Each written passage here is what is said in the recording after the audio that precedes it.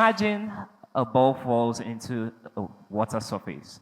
As the ball begins to enter this water surface, a disturbance forms on the surface. This disturbance carries energy and moves throughout the water surface. This disturbance is what we call ripples. And ripples are dependent on the amount of disturbance formed. Now, I want you to imagine a student continuously being bullied with every time incremental bullying. How would this bullying affect them, and what possible ripple effects can be created in their lives? Good day, everyone. My name is Emiolorun Afolabi, and today we'll be looking at the ripple effects of bullying and how it can affect individuals, communities, and society as a whole. So firstly, I want us to look at a very, very good quote from the 14th Dalai Lama. And it says, just as a pebble falls into a liquid or a pond or a pebble, whatever, the ripple effects on people's lives can have very far-reaching effects that can affect them for the rest of their lives. For example, we have someone that's continuously bullied over and over again. This bullying can either from their peers, their teachers, or even their parents give them far-reaching effects that can affect them for the rest of their life. Some people are not able to get out of this bullying, and this can cause serious issues for them. So I want us to have a small creative session where we'll look at a concept. And this concept is the equation of a line. So the equation of a line has the y and the x. So let's say we have which is y equals 2x plus 1.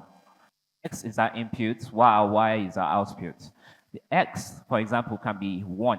So due to x being 1, our y will equal to 3. Our x being equal to 2 will give our y 5.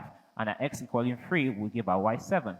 As you can see, the more the x leads to a bigger y.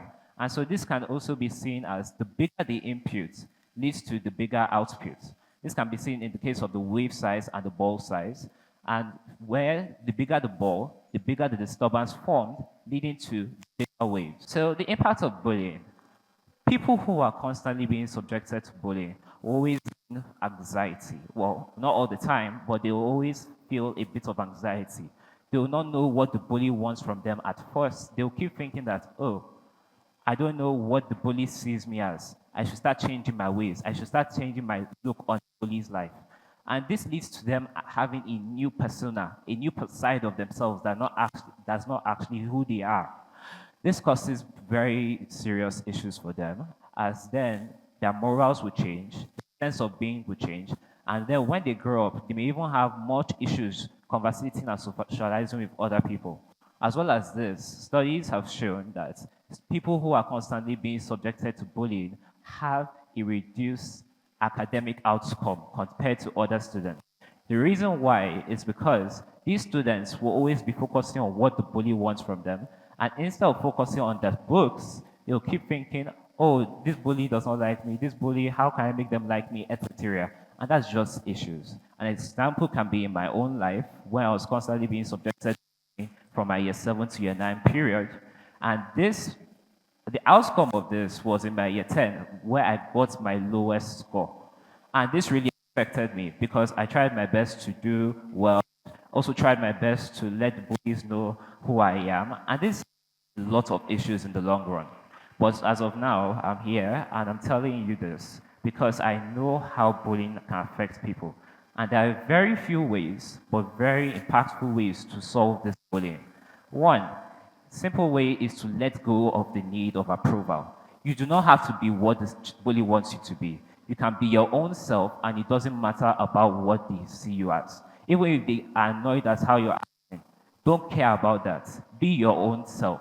As well as this, by being yourself, you should accept yourself, and you should have confidence in yourself.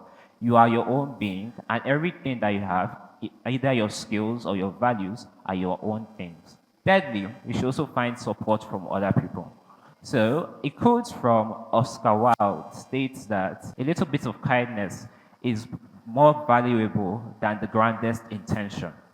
This basically tells us that being kind leads to everyone always, being kind everywhere is just making you feel happy. People will be happy about where you are, who you are, and how you are. So for me to conclude now, I want us to all think.